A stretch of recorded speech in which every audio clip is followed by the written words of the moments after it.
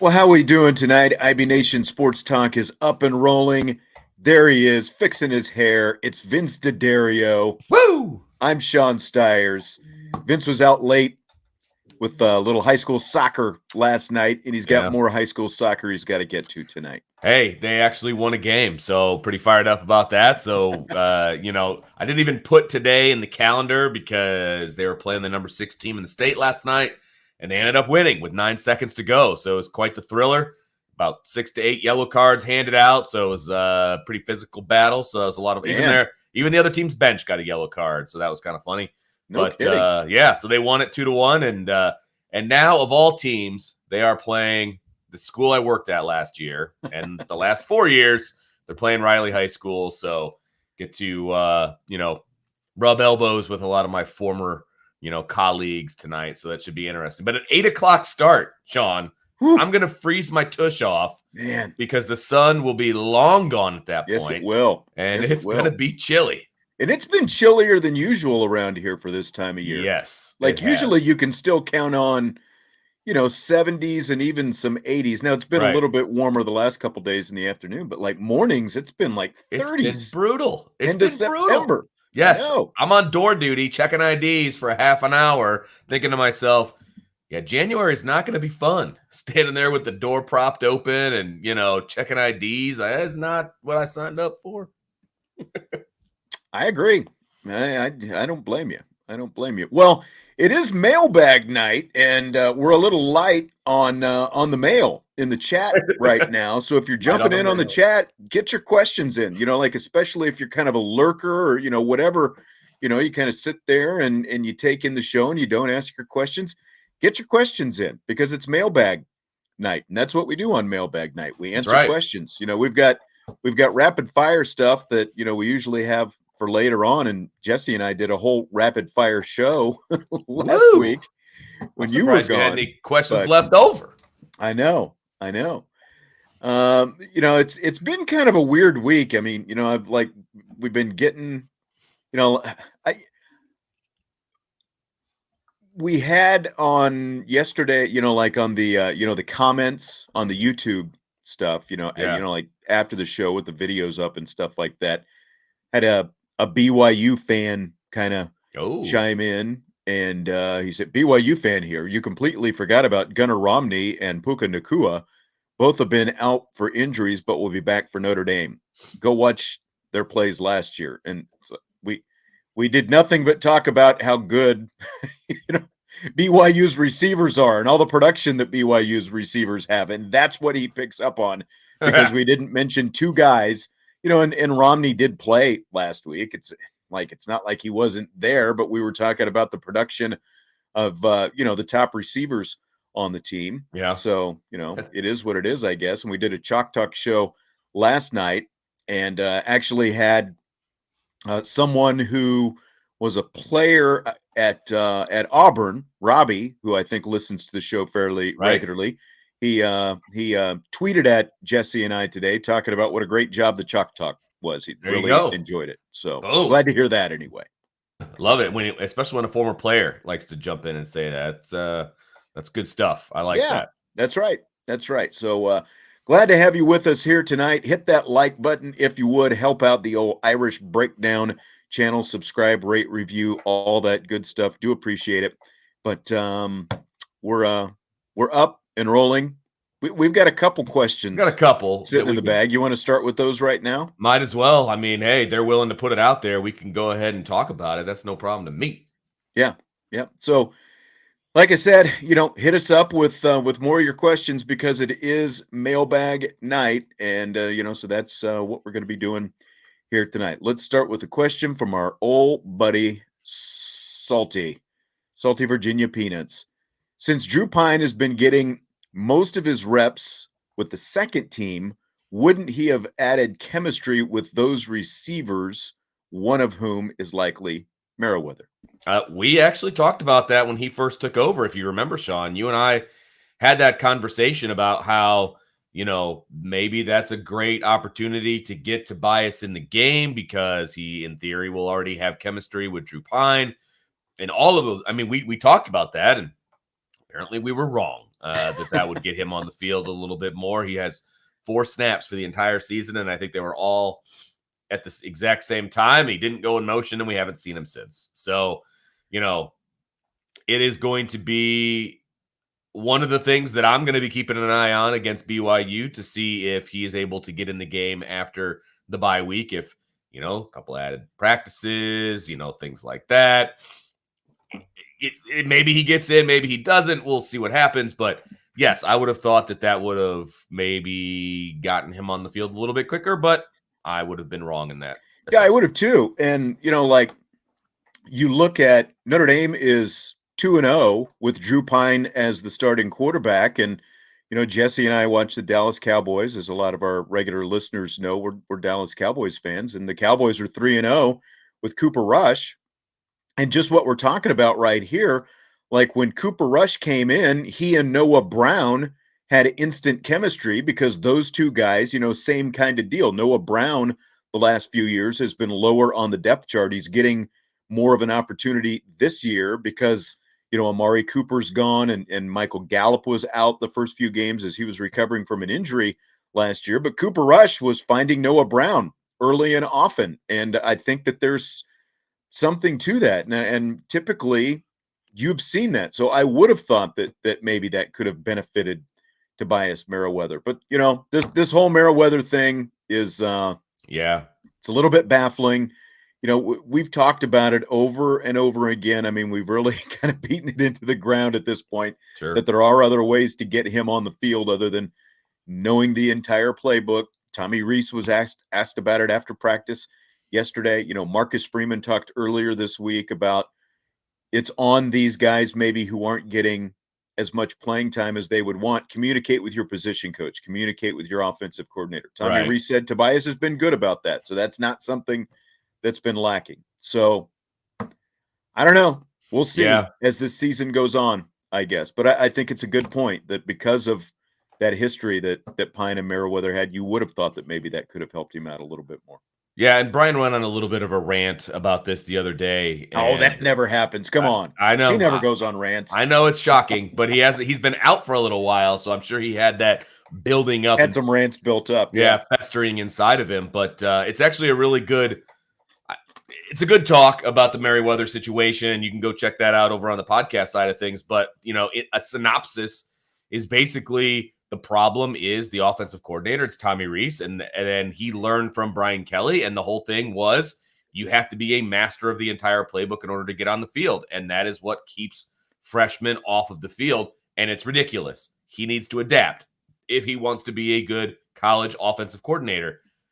It's not like the NFL where you can just cut guys who don't know the playbook and bring in different guys. You have to have your most dynamic people on the field. Yeah. That is not the case right now. He needs to adapt.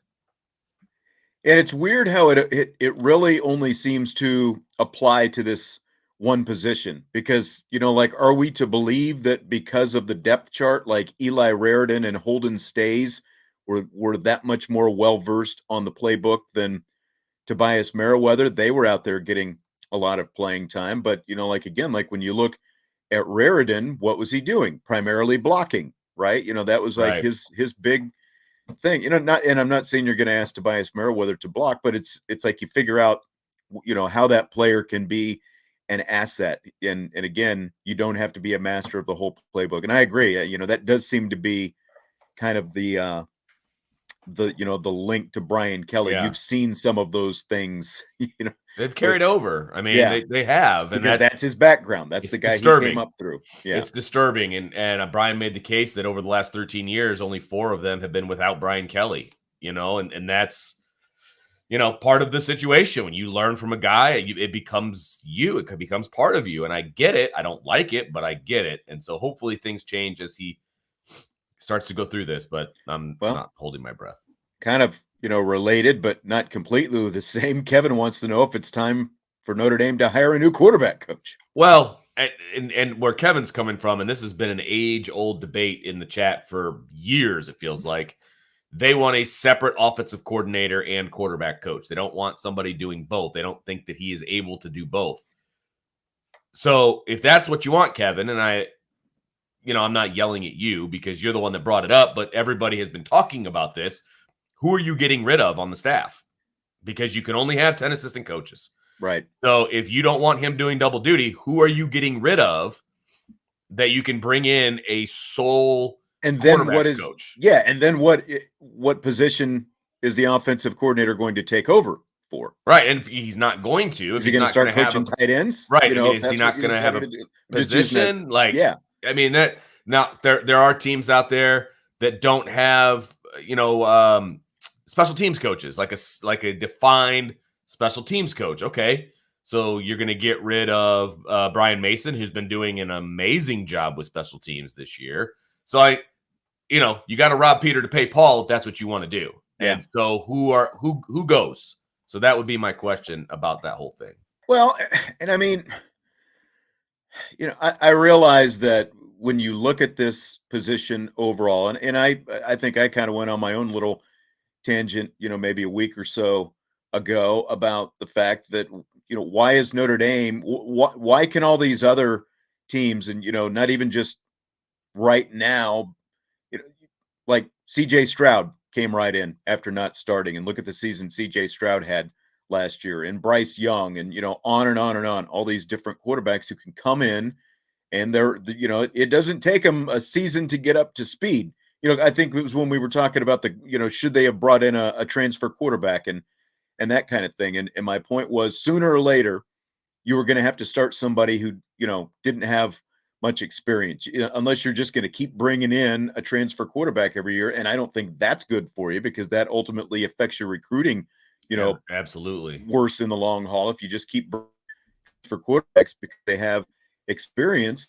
But, like I realize Ian Book was not perfect, and, he was still a lightning rod, despite the fact that he won a lot of games, took him to the college football playoff twice. But Tommy Rees was his quarterback coach for part of that time. And look at Drew Pine. I mean, I think we all had some concerns about Drew Pine after the interceptions that he threw, one of which got, taken back when he came in relief of Tyler Buckner. But look at what Drew Pine's been the last couple of weeks. So I don't know, I think in general, Tommy Rees has done a pretty good job of developing these guys. And like, if you listen to Dan Orlovsky in the Fiesta Bowl last year, all he did was rant and rave about what a great job Tommy Rees does in developing quarterbacks. Yeah. So, is it more a matter of recruiting the right guy as opposed to the development side? I don't know. Well, and that's a good point, because it feels like, and I mentioned this about a week ago, right? I mentioned this about a week ago, that Tommy Rees didn't feel like Tommy Rees knew how to call a game with a guy like Tyler Buckner behind center. Yeah. He knows how to call a game with a guy like Drew Pine behind center, because he's kind of a poor man's Ian Book. They're very similar in their skill set, right? He called a great game for him 2 times in a row now. It's like he understands what Drew Pine can do, how to do it, because he was also that guy. Yeah. Right? That's what it feels like right now. Now, that doesn't make you a great offensive coordinator. That makes you very aware of what you were able to do and what you could do well and all of those different things. And if that's the answer, then Notre Dame needs to basically recruit guys like Tommy Rees.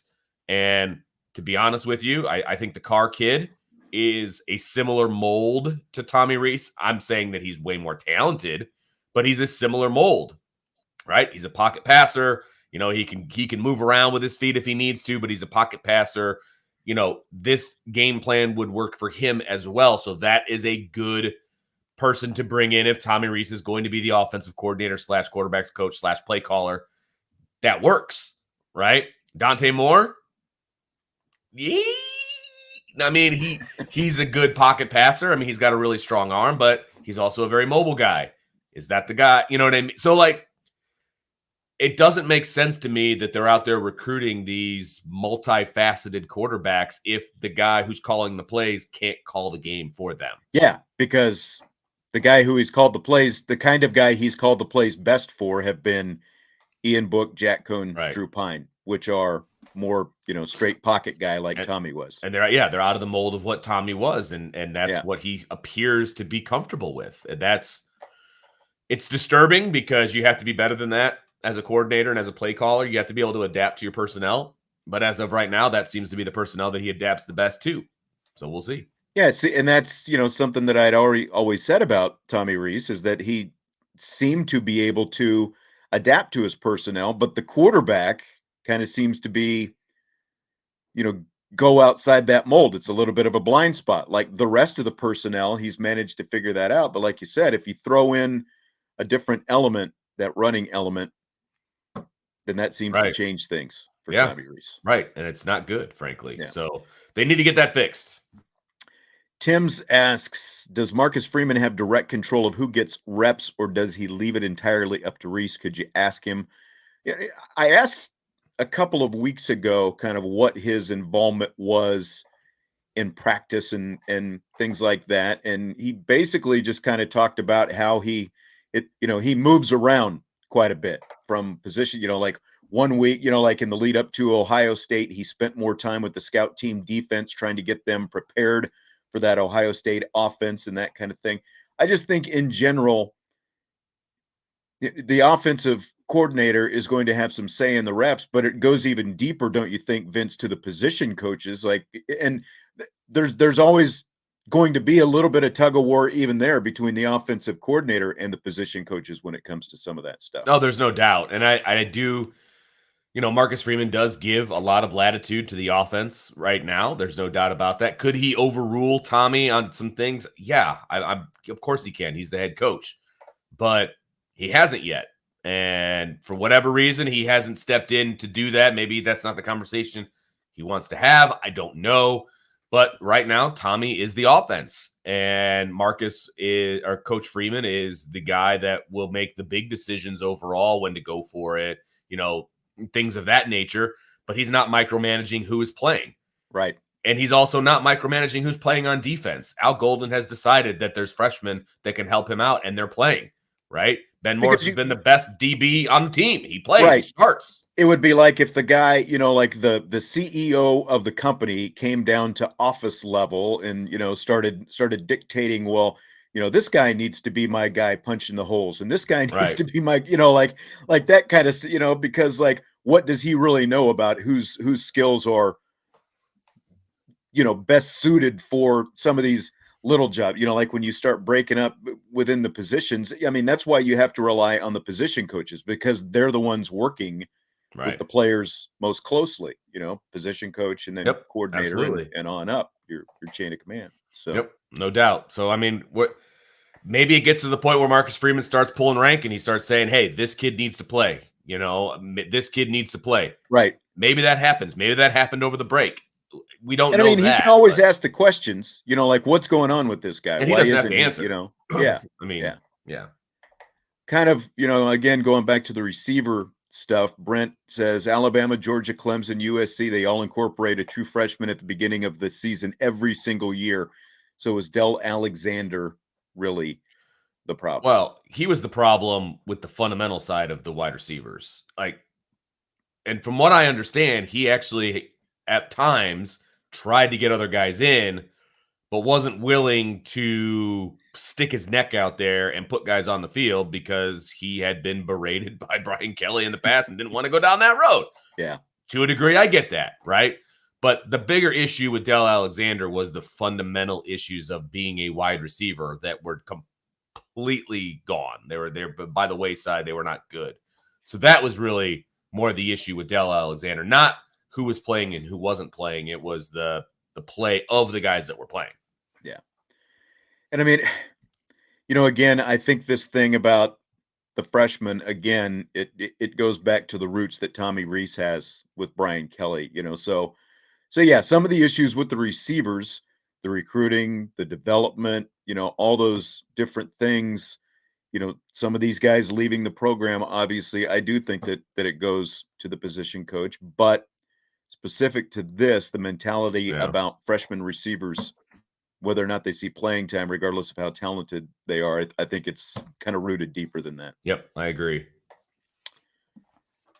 All right. Let's get a defensive question in here. Ooh, nice. What do you think about Maris tackling? When he has to diagnose a play, and things of that nature. Now, once he grabs a guy, he's pretty much fine.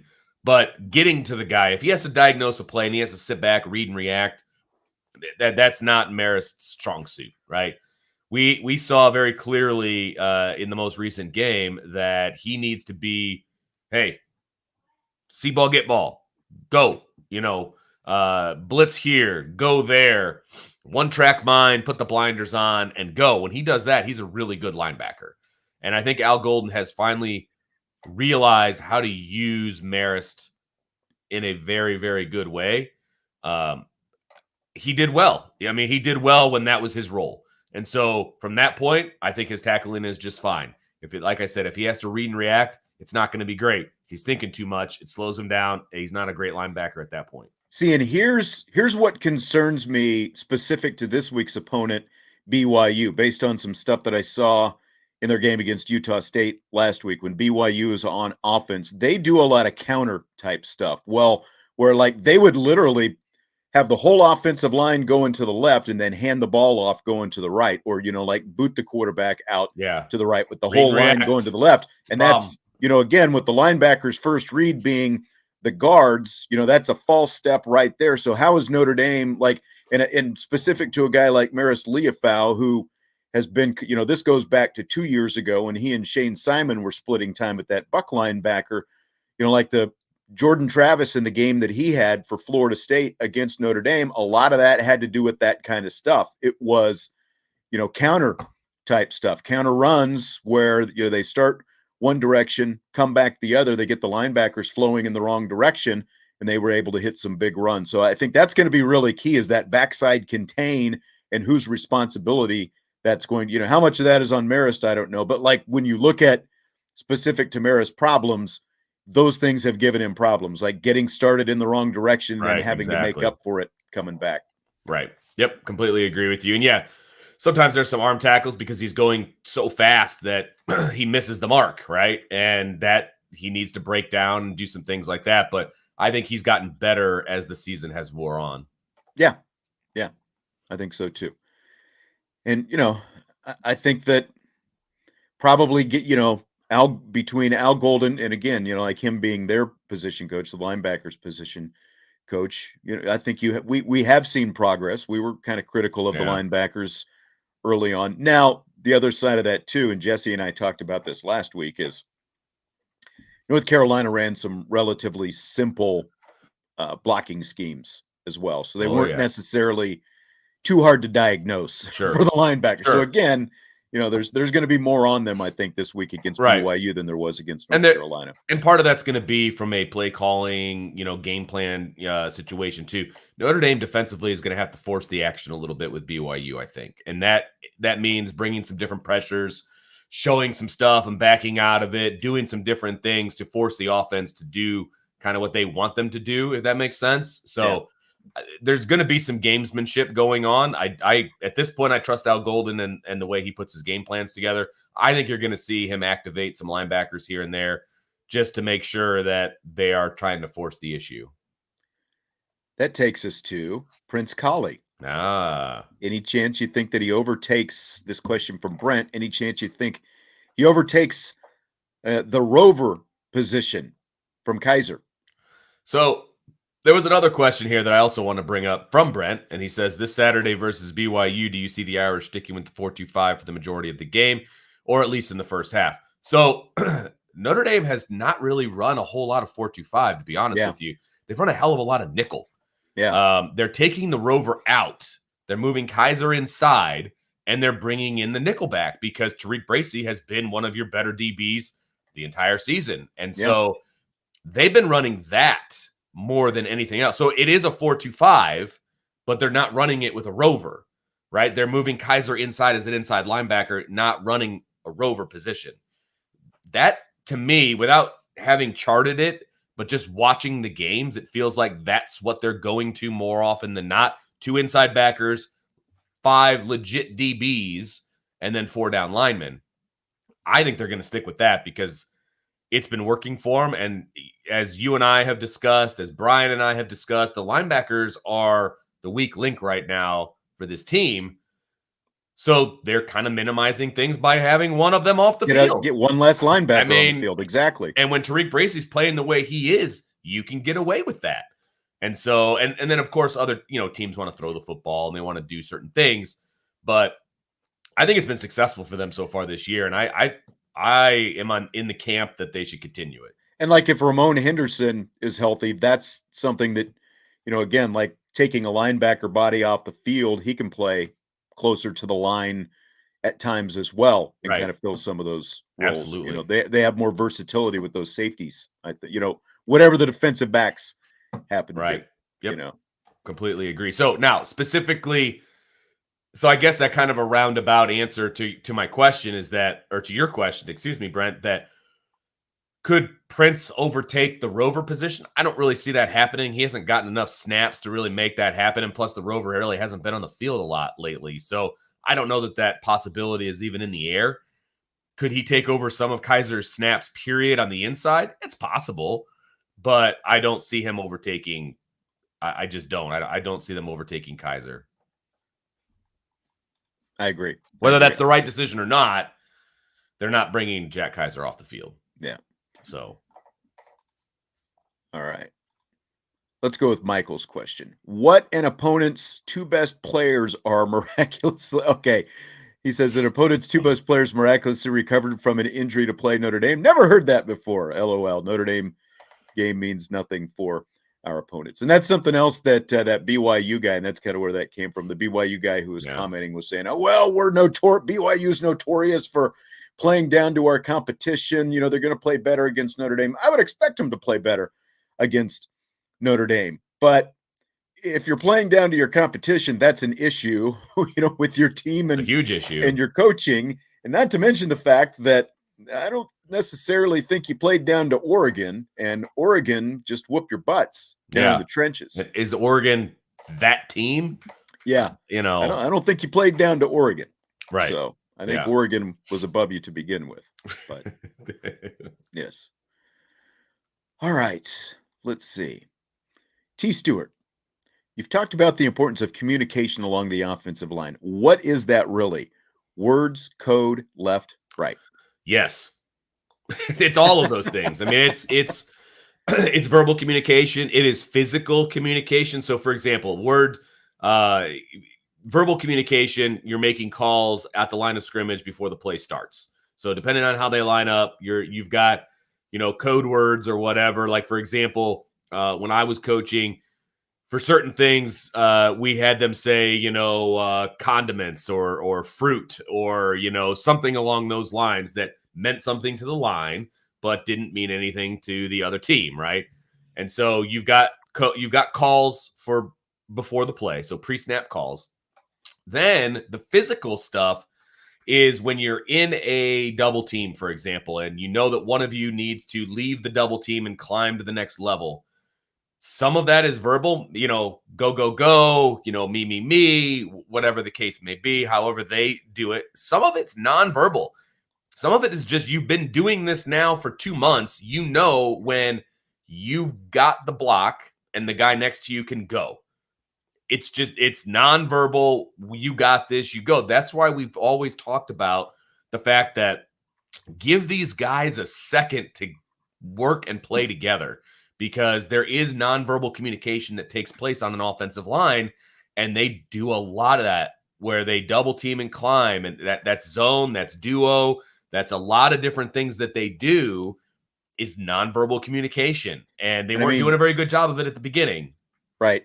And the three interior guys, especially, it's the first time that they have really worked together, because obviously Patterson moving from center to left guard and Correll taking over at center and Lugg moving in to right guard from right tackle last year. And that's not to mention the fact that, Fisher only made one start at right tackle last year. So, there is a learning curve, and it does seem like it's coming around. Again, I think we all maybe rushed to judgment thinking that it was going to happen much sooner than it did, but it does look like it's starting to come around anyway. So that's a really good sign. Absolutely. Yeah, I agree. And I think, that's obviously going to be one of the things that we're paying attention to as we move forward. And that's a huge question mark, honestly, coming out of the bye week, is the offensive line as good as they showed against North Carolina. North Carolina was barely a defense, and yes, the offensive line should have had success against them.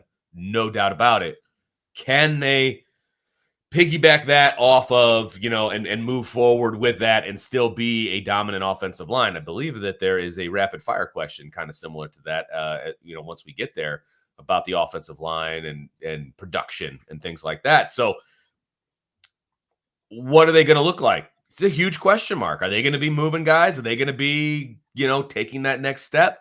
I hope so. I think so, but we have to see. Yeah.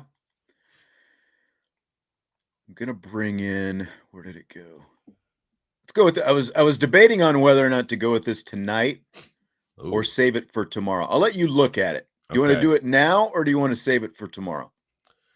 Let's see. Oh, who gets? So the question is, we did the 30. Who gets? Do they get?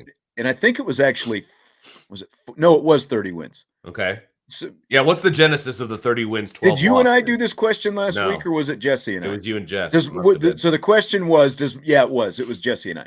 The question was, does Marcus Freeman get to 30 wins or 12 losses first? Oh, interesting. And okay. We kind of did the math. Like assuming we went just based on going 9-3 for the next couple of years, maybe. And then the recruiting classes start coming in, and your talent starts kind of ticking up. I think that basically easy, but basically I think it's going to be 30 wins, but it's actually like considering he already has 3 losses, right? Because this is going from what he's got right now. But we thought that it was going to be close, but that he would just get to 30 wins before the 12 losses.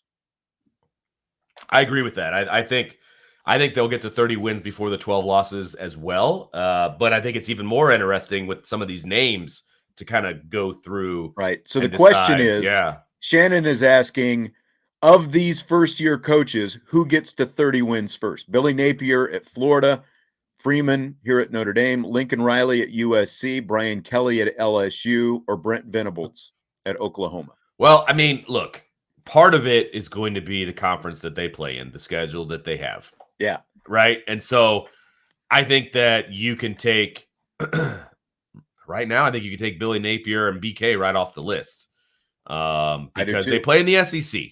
And I'm not. And Venables is going to be in the SEC. Oh, good call. And I can't remember. Yeah, he's got a couple years, I think, unless, there's a chance that Texas and Oklahoma could move sooner than later. But still, either way, he's going to have to get part of that in the SEC. Well, they're not exactly running roughshod over the Big 12 right now. No, I mean, they just got beat by Kansas State and TCU 2 weeks in a row. Right. So I think you could take Venables out of there as well. To me, I think it comes down to Lincoln Riley and Marcus Freeman, right? Because Lincoln Riley is going to run roughshod over the Pac-12. They're not good. Until they go to the Big Ten, then what's the difference in the Big Ten going to make? So can he get to those 30 wins, though, before they move to the Big Ten? I think there's a possibility that could happen. And he could be on the doorstep of 30. Then you move to the Big Ten, and you're going to get some wins, obviously, and you can pick up those wins. Because he should win 10 this year. I agree. I was just looking at they're not a good run defense team, but they're, they had a close game with Oregon State a couple of weeks ago, but because of the schedule that they're going to have, staying, as long as they're in the Pac-12, it's not going to be that hard. And they're going to rack up the wins. Yeah, he's going to keep pulling in, transfer guys and stuff like that. So I think it's probably going to be Riley because of that. Yes, is what I would say as well. I would say Lincoln Riley, then Marcus Freeman, then probably Billy Napier. And just because Kelly and Venables are kind of a toss-up because they're both maybe. I think Venables, though, because Oklahoma's going to have at least a year or two in the Big 12 where he's got an opportunity to rack up some wins. Like I did my picks this week, and we had the LSU Tennessee game on there, and I was looking at LSU's schedule. He's about ready to run straight on into the rest of the season. He either plays a top 10 team or a really good team on the road. Yeah. And the only week off that he gets is against UAB at home on November 18th. Right. Other than that, I mean, he's obviously got Tennessee, they're 8th. He's got Alabama, they're 1. They have to go to the Swamp. Who else was? I think they have to go to Arkansas, which is obviously not going to be an easy win. I forget it off the top of my head, but it's either a tough place to play or a top 10 team at home. Good luck, dude. Like, yeah, that's not going to be an easy way to rack up wins down there at LSU. No, I agree. All right, Michael, I watched a few BYU games and they play a lot of zone dropping 8. Can we take advantage of this? Run the ball. That's how you take advantage of drop 8. You run the football. And if they can be successful running the football, I mean, look, 5 offensive linemen versus 3 down linemen because you're dropping 8. And that's exactly right. And that's what, in the chalk talk that Jesse did last night against 11 personnel, they like to stay with that 3 down quite a bit. Awesome. And that's a huge advantage for Notre Dame. Awesome. I mean, and is it a wonder that they don't defend the run very well? And I get that they play out west a lot of their games, and so they're probably playing a lot of pass happy teams and things like that. Notre Dame doesn't want to be pass happy. That's pretty obvious. Let's rewind to the Tobias Merriweather conversation. They're not looking to be pass happy. They're looking to run the ball. They've gotten better at running the ball as they've gone. And I can tell you as a coach, every time we played a odd front, a 3 front, we just sat back and licked our chops because you can run the ball very, very easily against a 3 front. Your guards are uncovered most of the time, so they've got a free release to go get linebackers. It's a lot of one-on-one blocks. I mean, yes, a lot of 3 down teams have a big nose or, a guy that's tough to move around. You just use his momentum against him. And that's what Cal was supposed to have. Or whoop. I mean, it's easy. Yeah. So I think that Notre Dame's going to have, if they're going to continue to drop 8, if that's going to be their game plan, Notre Dame's going to run the crap out of the ball. Yeah. And I might have to change my answer for rapid fire. That's where I'm at. So you want to just answer Chi-Town's question right now? Keys to victory against BYU? Run the ball, stop the run. I hate to sound like Marcus Freeman, but that's it for this game. It really is. It is. And Notre Dame has done a great job defensively of keeping scores low. They have. They've done a really good job of that. They've kept dynamic offenses below their season average by a lot, right? I think that they'll be able to do that again, number 1. And then number 2, I think they're going to be able to put points on the board. They're going to run the ball, throw it over the top. Run the ball, throw it over the top. That's what they're going to do. It's going to produce points. And I don't think this game's going to be all that close. Yeah. I'll be curious to see how much playing time Clarence Lewis has based on, the long passes from the North Carolina game. Obviously, Benjamin Morrison's going to start, and he started that game. When Morrison was in, things were pretty good the majority of the time. But, unfortunately, Lewis came in and gave up. He was involved in those long pass plays. But, yeah, I agree with what you're saying. It's run the ball, stop the run. That's pretty much what it is. Limit BYU's big passing plays. And, again, they've got a good receiving core. And, Romney and Nakua, they're part of that, for our BYU audience who might be jumping in here. But, I'm much more concerned with number 1, the guy who's the big playmaker who can stretch the field. No doubt. And I think they're going to do a good job on him, to be honest with you. I'm not worried about their big receivers, and all that, because I think Notre Dame did a much better job also of keeping contained on the quarterback. They did a really good job against North Carolina of not allowing that kid to be comfortable in the pocket, right? Because every other game he's played, he's been lights out. He's just been picking apart defenses. Notre Dame never really allowed him to do that outside of the first series, right? And I think they're going to continue doing that because, look, BYU does have a pretty decent quarterback, right? He can chuck the ball, but they're going to keep him off balance. Now, whether they can convert that into sacks or whatever, I believe Notre Dame's 12th in the country in sacks per game. That's not terrible, right? They're getting to quarterbacks. They're pressuring quarterbacks. They're making the other team's quarterback not do what they want to do. If they can continue to do that, they're going to be in great shape. Yeah. Stymie says over under currently 51 running the ball burns the clock. Sounds like Vince likes the under. And I don't think you're saying ground and pound. I mean, Right. I think we're going to see a similar game plan to I North agree. Carolina. Really. I think that they definitely want to, like they kind of came out and tried more throwing the ball early against Carolina. When that didn't work, they concentrated more on the Yeah. running game. I think they probably get into the running game maybe a little bit earlier, especially if they're Right. running a lot of two-back stuff. But I still think they're going to be, putting the ball in the air. I don't think it's just going to be ground and pound. Do Yeah, you? no, I agree with that. And I actually, if I'm remembering my prediction correctly, I'm taking the over on that. So I'm trying to remember what my score prediction. Well, I'm pretty sure I'm over. I've got Notre Yeah, Dame scoring some points in this yeah, game. me too. And so I definitely have the over for sure. Yeah. Alrighty then. Let me see. Salty.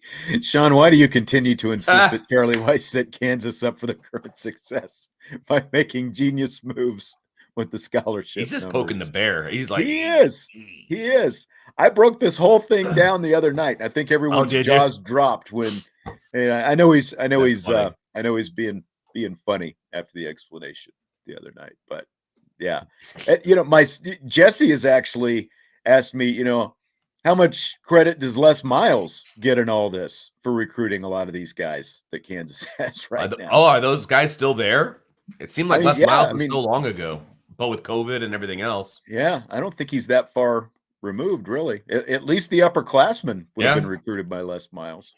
So Mad Hatter making his mark. Look out. Yeah. Jamar Chase almost went to Kansas before he finally got the offer from LSU. Yeah. Think about that. Yeah, no kidding. All right. Brian, can Notre Dame linebackers and defensive ends stop over pursuing the backfield? That would be optimal. Well, it is optimal, and I would say that after the first series in the last game, they did. I mean, they did a terrible job of that the first series. I was like, you've got to be kidding me. Here we go again. The leaky pocket and all this other stuff.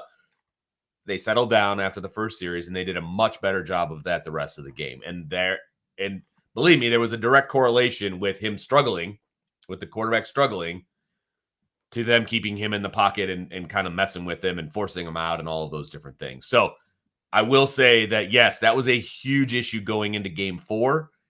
It's less of an issue for me going into game 5. Concur.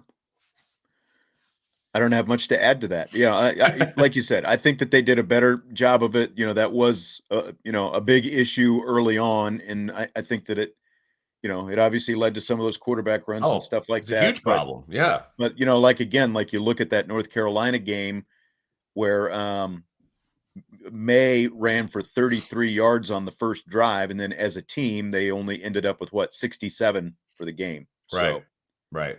They changed. They got it going soon enough. We got like some West, or not West. Well, there is a Wesley, but this. Yeah, I saw that. It didn't really make a whole. I didn't understand that comment. I don't know if I'd started or not, but like I was confused by that. But one. John is asking, in relation to Tobias Merriweather, nobody's asking a question about being in the doghouse. Team rules violations could be kept under wraps. I mean. That's true, but we know. I mean, I hate to say it, but just because the fans don't know, that's know stuff that we would hear about. We hear about that stuff, and there has been nothing. And Brian made that pretty clear during his rant. I keep saying rant; it sounds mean. During his soliloquy the other day, that has not been the case with him. That was the case with some other younger receivers that are no longer at Notre Dame. Right. But that is not the case with Tobias Merriweather. So we can brush that to the side. We don't need to ask Marcus Freeman about that because we already know. So there's no point in even asking that question. Yeah.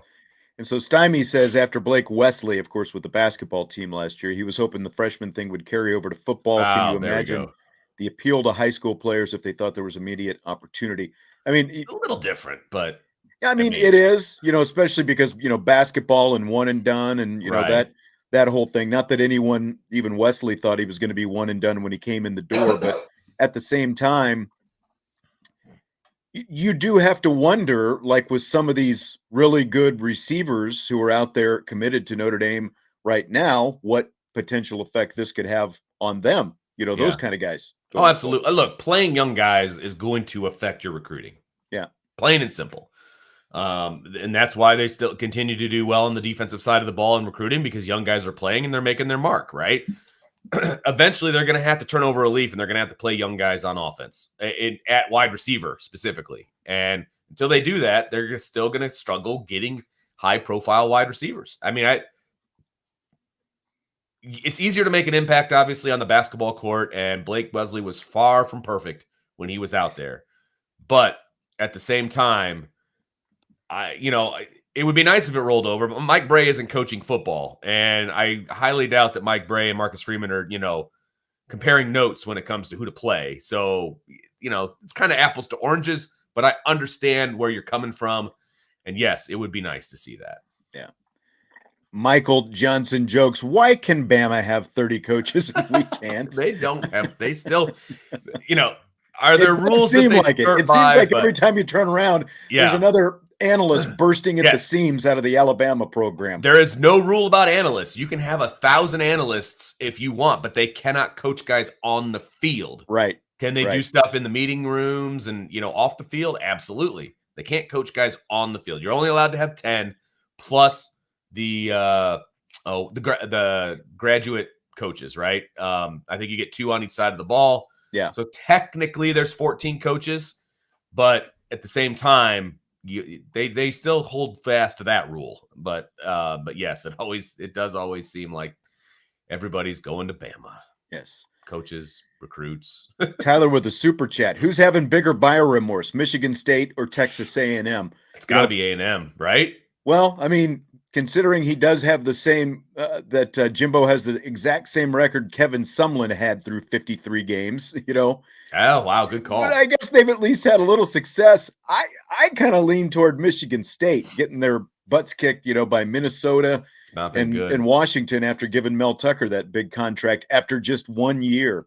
You might throw Pitt in there as well because I said at the time that Pitt, they gave Pat Narduzzi that big contract extension, and I just never understood that one either. You had 1 good year, and he's been there for a few years now already. You're basically saying by giving Narduzzi that extension, you're completely fine with just a pretty good team most of the time, because that's what they're going to get. And that is what they're going to get, and it's a shame, but that is what they're going to get, and that's.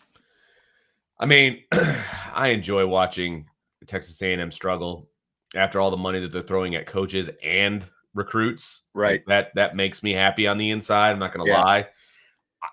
I would love to see Michigan State better than they are currently. I enjoy when Michigan State is good just because they're, kind of a historical opponent for Notre Dame. And I like when Notre Dame plays Michigan State, and it's always good when they're good. So I wish they were better, to be honest with you, but I can't really blame, the head coach for taking the bag when they offered it to him after 1 year. No, I'm not going to blame the coach. I mean, good for you, dude. Coach, you take the money. That's right. But it's the school with the buyer's remorse. Yeah, I feel bad for them, but hopefully he can turn it around. I do think he's a good coach. And I think he's got a good staff. They got to get something figured out. Otherwise, it's going to be not for long kind of a situation. So what do you think of this question from Irish Chi-Town? Would you rather see Michigan go 0-12 next season or have Notre Dame make the playoffs this season with a 10-2 record?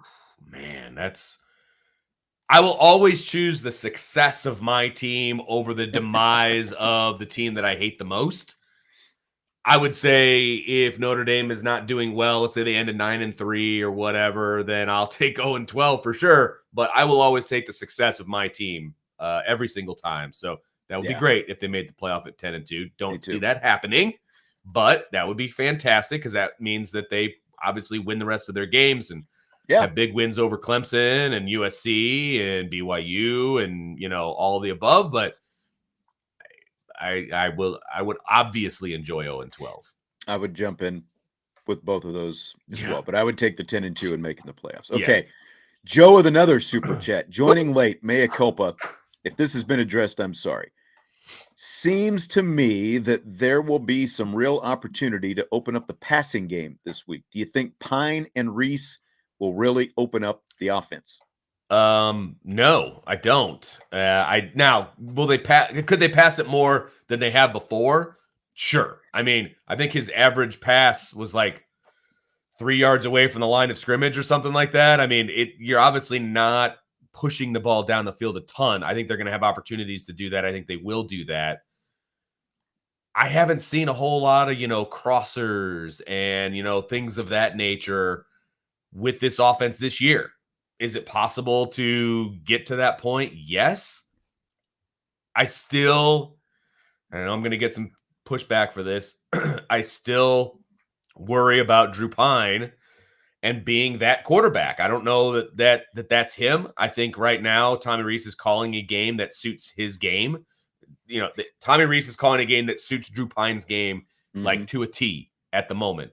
You're not going to be able to win the big games doing that. You're going to have to open it up a little bit. I wouldn't say that they're going to open up the offense. That seems awfully big. I don't see that happening. Could we see some snippets and some things here and there? Yes. I don't think you can win all of your games doing what they've been doing. But I don't think it's going to be some sort of a wide open, throw the ball 50 times situation either. No. And I mean, I don't think you want to get into those kind of situations where you have to throw it 50 times. Just like we were saying earlier, and Joe was saying he got in late, but everything works off the run game. And Marcus Freeman said it this week as well. You get that run game going early, it's going to open up some of those other opportunities. And just what the one thing that I've really liked about what Tommy Rees has done for this last game and a half is, again, there's some kind of mixed feelings, I think, from some people on it, but the use of the personnel, especially the two-back stuff, and some of the pre-snap motion that they've had where they're able, to manipulate the defense and move safeties, move linebackers, get them out of the box, shift the defensive personnel based on your movement, and not all of it even pre-snap, play action and some jet sweep, show some jet sweep and just some really simple kind of stuff. And the concept of, like dual routes, two guys in the same area that forces a defender to have to make a decision. They can do some of that. And I think it's going to be a progression as this season goes on, where as that stuff, assuming it continues to have success, I think that you can see some progressions downfield, but I don't think they're just going to open things up, because again, one, that's not Drew Pine's strength. And two, the exception of Lorenzo Styles and, somewhat Braden Lindsey, you're not putting the personnel out there on the field that's going to do that right now. Again, that goes back to Tobias Merriweather having a different skill set than those guys have. And look, Tommy Rees will scheme guys open deep. He did it last game very successfully, right? Whether it was Logan Diggs sneaking out of the backfield for that big play, there were plays that were there, and it was scheme driven, right? It wasn't one-on-one receiver getting open driven either. So I think you'll see more of that. And those are, I mean, with all due respect to Drew Pine, those are some easy throws, right? But he hit them. I mean, he hit those throws, but they're easy throws. And again, Tommy is going to put him in position to be successful. So, yeah. So Tim wants to know, what's your score prediction if Notre Dame dominates this game on both lines? It's going to be, high 30s for Notre Dame, and it'll be high teens maybe for BYU if they dominate both lines of scrimmage. And, again, I only say high teens, that's 3 scores. And I think they get that maybe late when you've got some other guys in the game, that kind of a thing. If they dominate, BYU is going to have a hard time scoring the football. Yeah. And then Joe with a follow-up super chat. What I'm saying is this: given the Irish success in the running last week, which hopefully has turned a corner, that could open up larger windows for play action passing. Absolutely. Across the middle. Yeah. And I completely agree with that. Yeah. Absolutely. That's what you're talking about. If that's where you're going with that, I think that's a natural progression for Drew Pine and this offense. Absolutely agree with you, Joe. Yeah. All right. Let me see. From Salty, do you have any characteristics you've learned from early career mentors that have stuck with you, whether you wanted them to or not? Wow. So good or bad? Wow. Do you have any you want that you can think of off the top of your head? Well, I mean, I know this is going to sound corny and cliche, but it's hard work will win the day. I mean, that's, whether it's your job, whether it's sports or whatever, if you put the time in, you put the work in, you're going to be successful at whatever rate you're allowed to be successful, right? And I have fallen back on that with everything that I've ever done. You know what I mean? I'm doing it right now in a brand new job. Stay late, you get the work done, you do what you have to, go in early, do whatever you have to do to make sure that you're checking all the boxes, and the same thing with sports. I tell my son all the time, hey, are you going to go to your extra speed training on Thursday mornings at the school? Are you going to do this? Are you going to do that? Or do you not want to be good? Do you not want to be the best? Right. And I think that, again, I know that sounds corny and cliche, but it's true. If you want to be the best, you've got to put the time in. It doesn't just happen for most people. For most people. Yeah. Yeah. And for me, kind of along those same lines, this goes back to my Army days. One of the first sergeants that I had, find a way to get it done, was kind of the thing. And, that doesn't mean, there are going to be things that you don't want to do, but you got to do it, and you got to find a way to get it done. And, that doesn't mean you're not going to complain about it. Sometimes you're not going to be happy with it, but at the end of the day, you can bitch and moan and complain all you want, but you got to find a way to figure it out, because if it's part of your job, you got to get it done, So I think that's one. And the other one that I learned along the way was under promise and over deliver, because that's a good one. Don't overcommit yourself, promise what that you can do.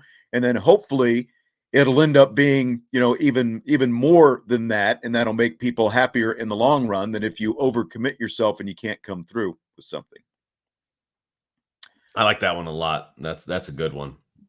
All right. Let me see. There was a couple more. I saw another super chat come in. Tyler, with the Wisconsin firing their head coach and going with Jim Leonard, this feels like a Nebraska situation when they fired Bo Pelini. Yeah. I mean, I can't disagree with that. That was stupid. I'm sorry.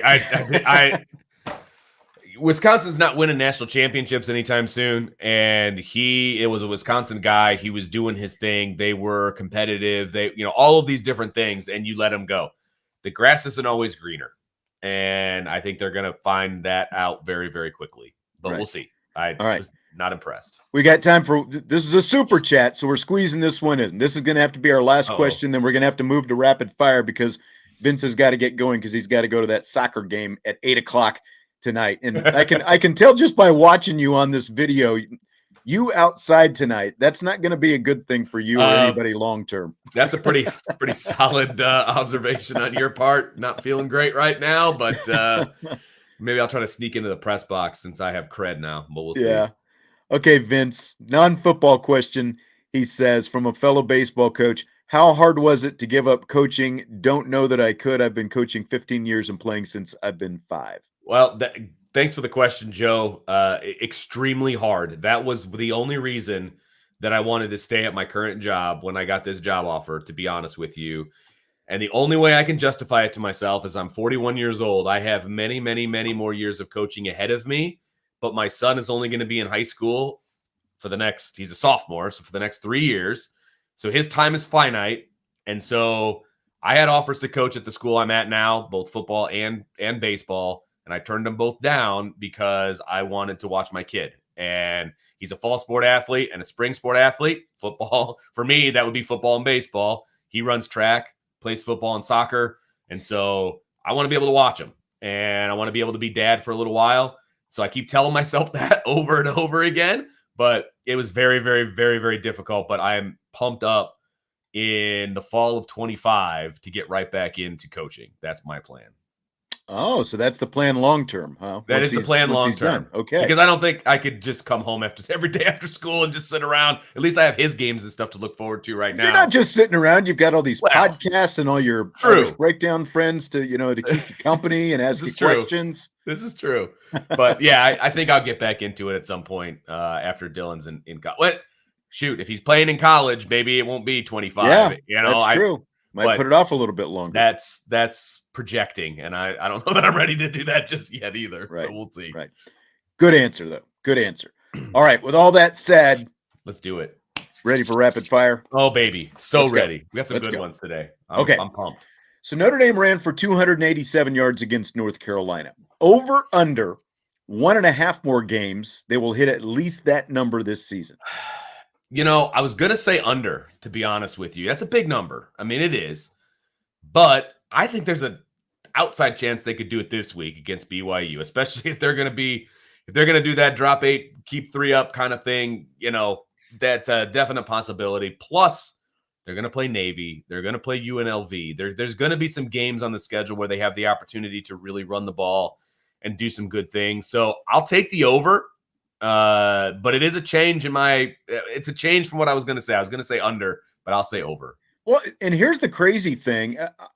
I think I agree with your over, but like you mentioned UNLV and Navy, and I went and I was looking statistically at what everyone's doing right now. You are a stat man. And those are actually 2 pretty good run defense teams right now. Now you can talk about who they've played and how much that's going to hold up and all that kind of stuff, but UNLV played Cal and they did pretty decent against that freshman Cal running back who ran for like 270 yards against Arizona the week after Notre Dame. But Clemson's the number 2 rush defense in the nation right now. That's going to be hard to run against. But then you've got Stanford's next week. They're 124th in the nation, giving up 210 a game right now.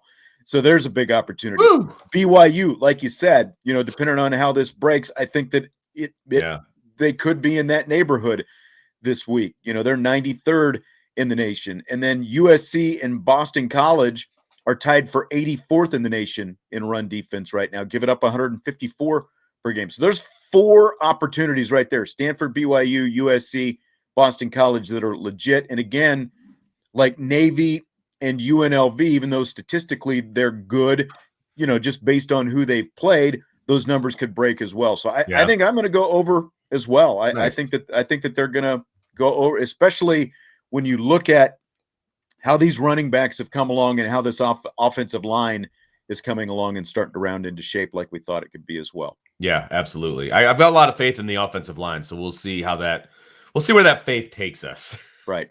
Exactly. Okay, so when asked about Buffalo Bills linebacker Von Miller, Pittsburgh Steelers head coach Mike Tomlin said, "Some guys are aliens visiting from another planet." So with that in mind, Vince, if aliens attacked our planet Earth, which current Notre Dame football player would you want defending you against that alien attack? Well, look, we just got done breaking down Maris Leofau and how he arm tackles and things like that, but he's a nutball, and I mean that in the best way possible. Put him on the front line. I'll hide behind the hair, and we'll be in great shape because I think he would do a great job of defending me and just going out there and just collecting brains and all that stuff. So I will take Maris Leofau on this one and hope for the best.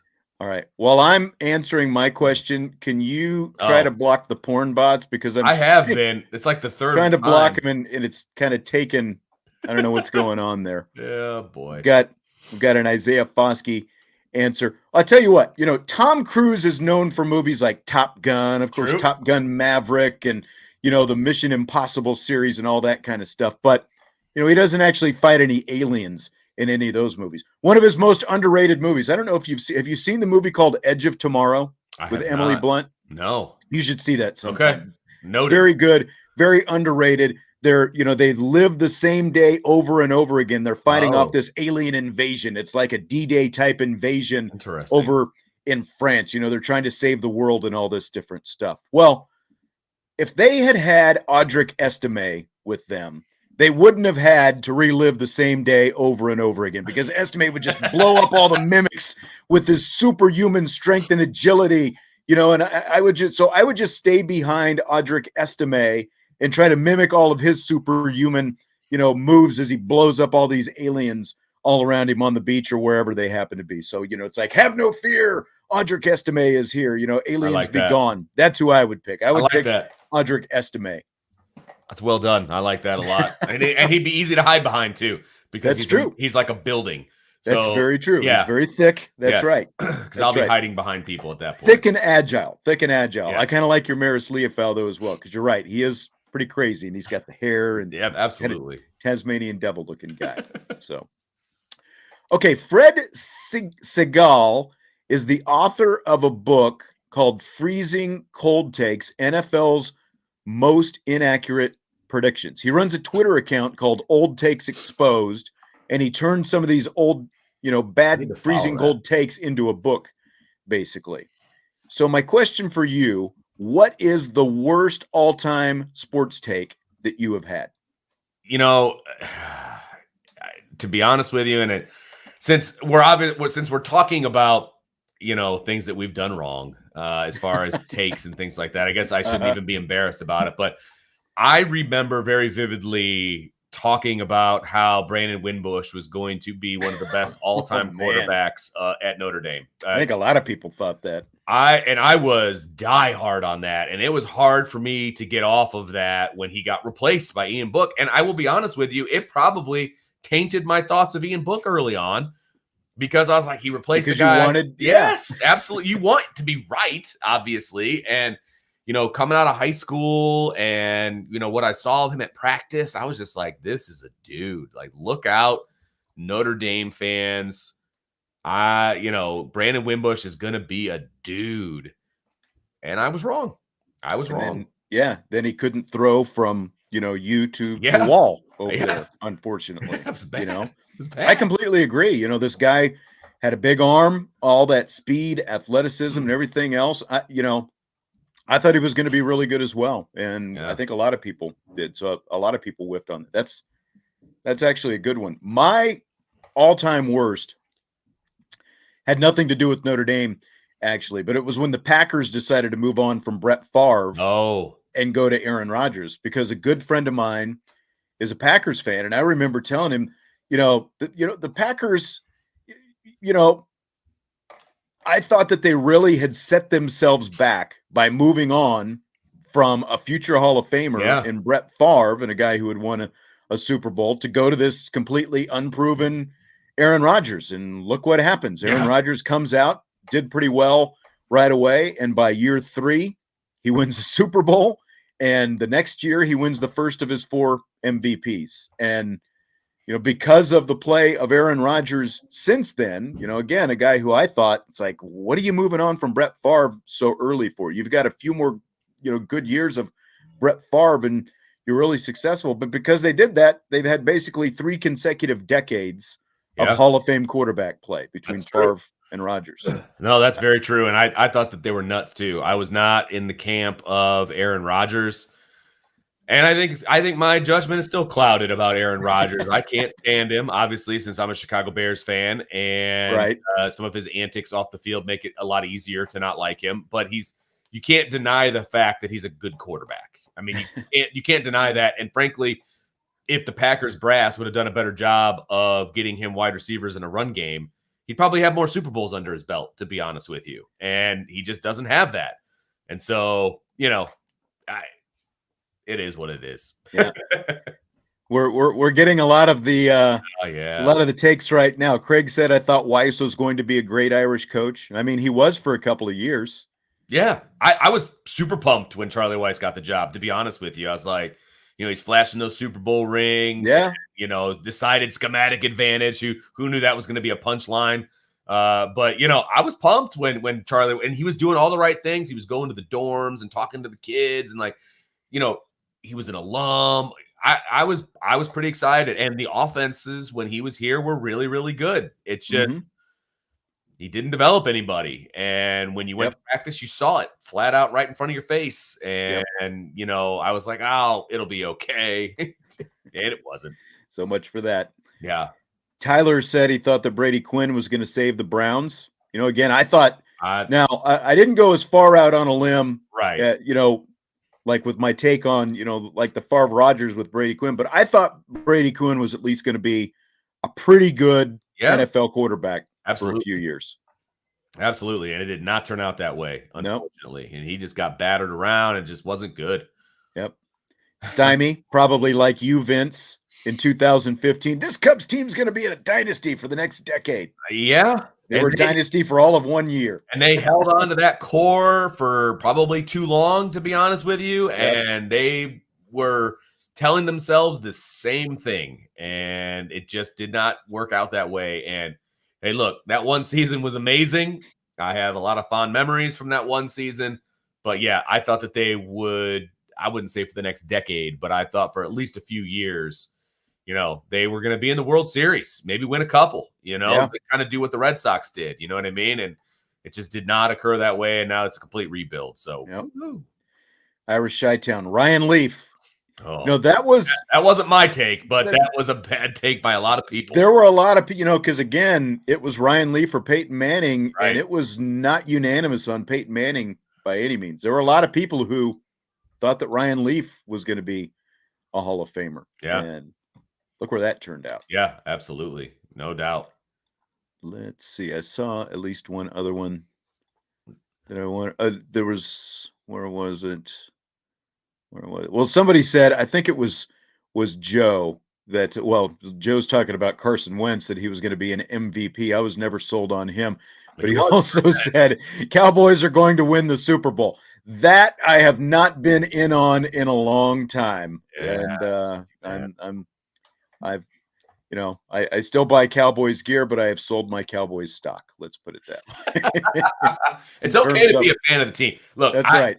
I have not thought that the Bears are good enough to win the Super Bowl for a long, long time, but I still have Bears stuff up in my office. You know what I mean? I'm still a fan, but I'm not taking, Justin Fields to the Super Bowl just yet. So, yeah.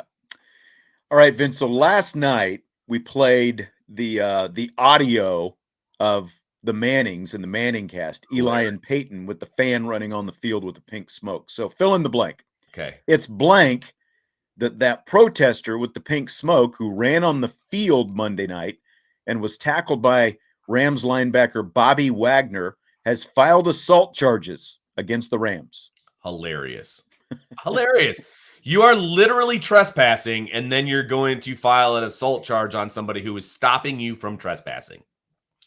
I don't see how that's going to stick in court. Personally, I am not an attorney. I'm far from one. I do enjoy attorney TV shows, but I don't see how that is going to stick in any way, shape, or form. But I thought it was a heck of a tackle, and that kid deserved it. It was. I mean, if you don't want to get run over by a football player, don't run by the bench. That was not smart on his part.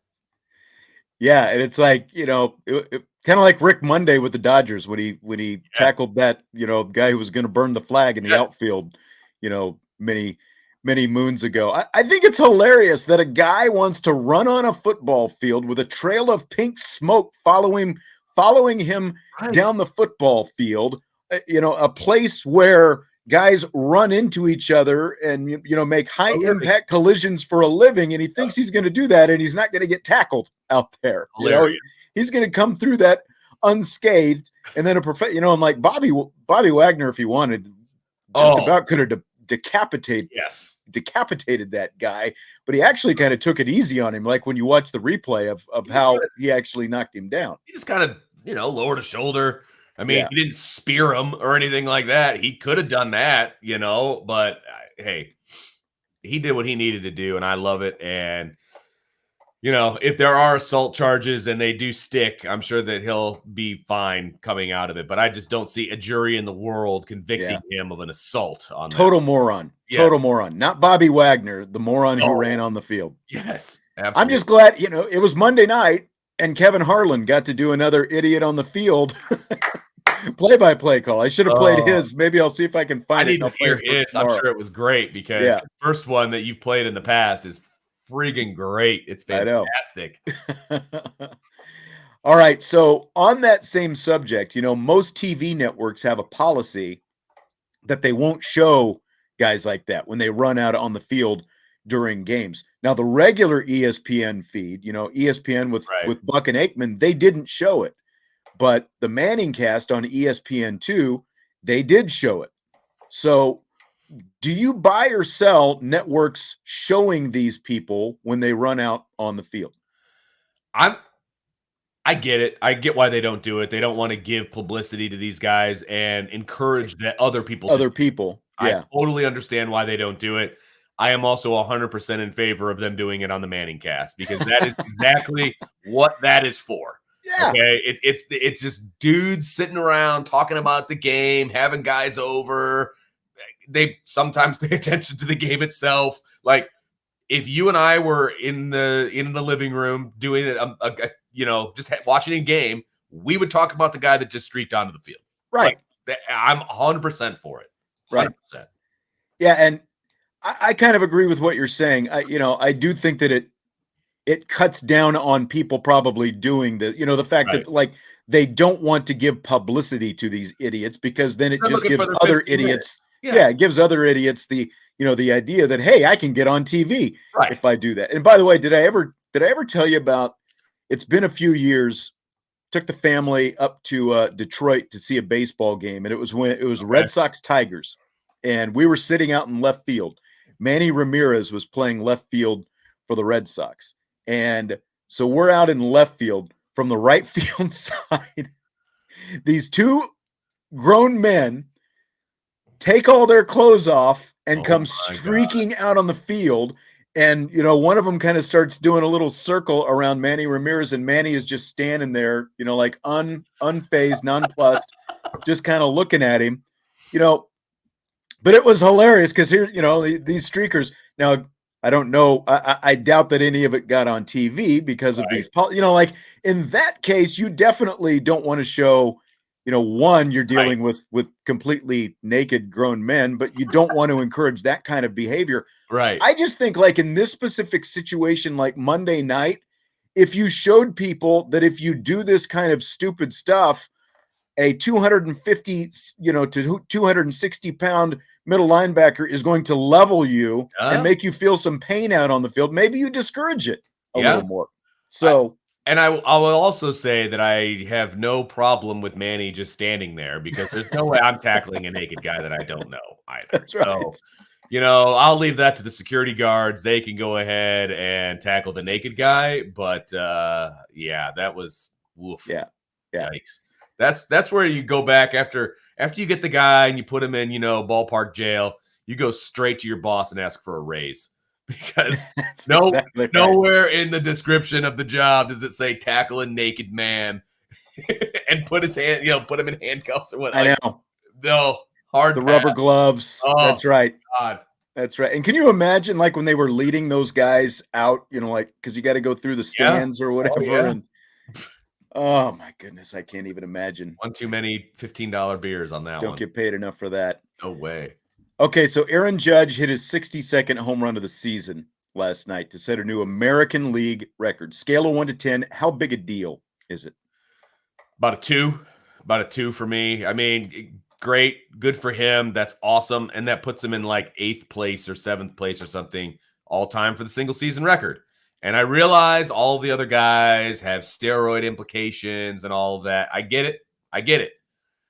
But those are still records. Those records still stand. And he now has the American League record. Okay, that's great. It just feels like an asterisk of a record too, because it's from it's a record, but it's for that one league. It's not for Major League Baseball. Right. If he was out there hitting 74, 75 or whatever the actual Major League Baseball record is, then it's like a 9 or 10. Like that would have been fun to watch. And I would have understood the cutting in of the football games and all of the different things that people are so upset about. I would understand that. And I would probably be following it a heck of a lot closer. But he set an American League record. I don't know. It doesn't do anything for me. See, and that's the thing. It's like we, regardless of what you think about Sosa, McGuire, or Bonds, we saw the barrage of home runs that they were hitting. We've already been through this. Right. And you're right. I do think it's kind of a big deal. Sure. To, for the like set the American League record and all that stuff.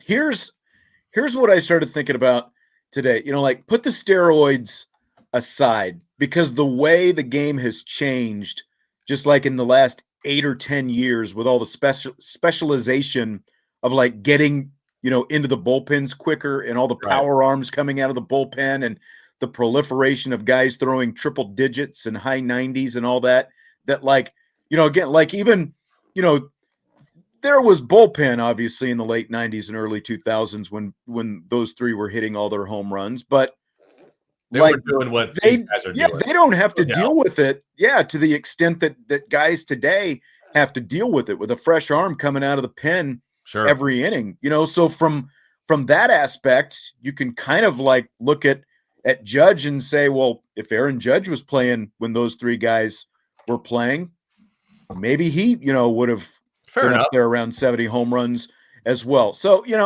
again, the record is the record. The record is 73, and all three of those guys went past 62. You're absolutely right. So just from like the angle that I'm looking at it at, I put it a little bit higher. I'll give it like a 6, but still, the major league record is the major league record at this point. And it's right. Like you said, Exactly. He's 7th or 8th or whatever he is right now. And I feel like there's a lot of records that you could talk about where, you can compare it to past records and all that. But if it's not a record, it's not a record. And, Joe has a super chat here and he's, come on, Vince, the true single season record. The ball traveled less this year. They pitched him like he had 2 strikes for the past month. Huge. Yeah, it's a great accomplishment. But in the record book, he's still in the top 10. He's not even in the top 5 for single season. And I get everything that you just said, and I agree with everything that you just said, but it's still not a record. I mean, it's a record for the American League. You know what I mean? And I don't know. It doesn't really do anything for me. It'd be like if somebody set the freshman football record. Like, okay, awesome, but that's not the varsity record. Like, I don't know. It just doesn't do it for me. And that's just me. No, I get you. Are you tainted at all because he's a Yankee? It's definitely part of it. Okay. At least I can admit it, though. I'm anti-Yankee too, so I can admit it. But yeah, so, that's right. If he wasn't a Yankee, maybe it's like a 4, a 3 or a 4, but it still doesn't even hit my radar. I would still rather watch the football game I was trying to watch as opposed to. Oh, I definitely agree with that. Definitely agree with that. So do you buy or sell Judge as the face of baseball? Ooh, see, he's very recognizable. His size has a lot to do with that. Obviously, his stature, the fact that he has this American League record definitely helps that as well. I still wish Mike Trout was not in California. I wish he was on the East Coast or at least that's a thing. Time zone. Yeah. Because I think he would be the face of baseball. But he's out in California. Nobody ever gets to watch him play. I know. The guy just hit 39 home runs himself, but he's out there in California. And you take him out of that ballpark, and he's probably pushing, 50s and 60s pretty consistently. Right. And so, I mean, by default, he probably is just because everybody knows who he is. And all that. I don't think baseball has jumped on board with him being the face of baseball yet. ESPN has, but I don't think baseball has. And so, so I'll say yes, but I don't think he's the best player in baseball. No, I don't think he's the best player in baseball either. But in terms of face it, like coming into the season, Aaron Judge was not the face of baseball. I think you probably would be hard pressed to actually answer that question because, like you said, like, if Trout was even playing on the Dodgers instead of the Angels, maybe it's different. But, you can make the argument that Bryce Harper might have been a few years ago, but he's like, nobody even talks about Bryce Harper since he's been with the Phillies. Look at Shohei Ohtani playing on the same team and what Ohtani has done as a two-way player. That's amazing. I don't think he'll ever be the face of baseball because not enough people can identify with him. Probably so. Part of it. I think to be the face of, people need to identify with you. And I don't think that they'll ever identify with him just because of his background and where he comes from. It's easier to identify with a Mike Trout than it is to even identify with a Judge because Judge is like 7'3". You know what I mean? Right. You and I are not that big. And it's hard to identify with a guy that's that massive, right? Well, a year from now, unless Judge is chasing, the actual record, then, maybe the answer is completely different. But for right now, there just have been no other stories in baseball. And because of this, he has sort of become the de facto, just kind of emerged and became it because, again, right now, there just is nobody else. Because like you said, Trout is probably the best overall player. Trout and Ohtani, probably the 2 best overall players right now. But because of where they are, they just get buried by everything else. They're lost in the shuffle. Agreed. Okay, last question tonight. New quantum leap. We've talked about it a couple of different times. We're 3 episodes in at this point, rated on a scale of 1 to 10. If I'm comparing it to the original, it honestly doesn't even hold a candle. Now, I think they're starting to get a little bit smarter, and they're starting to tap into the old one a little bit more Get because like connections and bleed the storylines and stuff spoiler like that. alert, you got the Yeah. hand comm and all of that other stuff, that we're gonna find out about, I guess, in the 4th episode or whatever. That's right. The stolen hand comm. I Right. forgot about that. So I was Al's really old hand communication I thing. was kind of upset that they didn't have the old school hand. I want more connection to the old one. So, scale of 1 to 10, if it's a standalone show, it's probably about a 5 right now. I'm still holding out hope that they're going to connect to the older one, so I'll put it at like a 6.5. I'm still watching it. I mean, I have watched every episode. So have I. Watched it on time for the most part. I just actually watched the 3rd one yesterday, but yeah, I mean, I'm still into it. I'm still watching. I still want to see him be Joe Montana. They're going to tease the crap out of that. That'll probably be Right. That's what season I'm waiting finale, for. That's what I'm waiting for. But yeah, I mean, I'm into it, but not as much as I thought I would be. I found out, and I don't know her name, the female actress, the one that plays the Avatar, that kind of the new Al, basically, I guess is the best way to put it. She was actually in the Army, apparently, and she won some sort of contest, and this is only like her 2nd acting role. And I think she's fairly solid from what I've seen from her especially so far. I didn't know that either. And they hinted around in the 3rd episode that she used to be in the armed forces. The character. Yeah, because there was like a PTSD kind of thing that they were talking about. Yeah. Yeah. And the lead of the show is the guy who honestly I'm having the most problems with right now. I mean, he's doing a good job for himself, but it's just like, I don't know. He's not Scott Bakula. Those are huge. Those are huge shoes to fill. I'm sorry. And that's what he's going to be compared to because, that was the original show. They need to somehow in the original, remember there was an episode where Scott Bakula was facing off with like the evil leaper. You remember that? Yeah. They need to have an episode. And I know Scott Bakula has already said he's not involved with this. They need to get him involved, and they both need to leap into the same situation or something like that. He needs to be there. He's still out there. He's still out there leaping around because he never came home. Yes, he's lost, right? He's out there. He needs to leap into an episode with the current one to get me back on board and be like, let's go. Yeah. The fact that they don't have Scott Bakula involved is a travesty among travesties. I understand you can't have Al involved. I get that. Right. You can certainly have Scott Bakula involved. You can get Sam on the hook, and they need to do that. They need to. Yep. I agree. Joe says Bakula needs to have a cameo. I'm with you, Joe. Completely agree with that. And that's it. But he doesn't want to be involved, right? Or at least initially. He's on another show right now. I hope they find a way because absolutely. And like you talked about the evil leaper, they kind of seem to be teasing that maybe there is an evil leaper situation coming up. So I don't know. Look, the storyline with this one, I know we're really going deep into this, but the storyline with the new one, there seems to be more going on, which I think is a modern thing anyway. I mean, you've got all the backstories going on outside the leaping. Plus, you've got. And I actually like that. I like that, but I also wonder. It's just, I'm just not buying into this lead character. Now. Right. That's my biggest problem. So there's a lot going on, which I do enjoy. I like the A's, the B plots, all that stuff. Whereas the old one was just, hey, he leaped in. How do we get him out? It was very simple. There was rarely any talk about what was going on with Gushy and, all of the different people in the back. But so I like that part of it. I will say that that's pretty cool. But we'll see. We'll see how it goes. Yeah. All right. Well, stay warm. Enjoy your soccer tonight. I'll talk to you tomorrow. Ooh, sounds good, brother. All right. Thanks for stopping by tonight. We will be back with you, of course, tomorrow. Man, tomorrow's already Thursday. So we've actually got have a conversation with the BYU reporter and get a little insight from the BYU side of things on tomorrow's show, in addition to all the rest of the stuff that we always have. Vince and I will talk some BYU. We'll have rapid fire and all that good stuff as well. Thanks again for popping in tonight. We will talk to you tomorrow on IB Nation Sports Talk.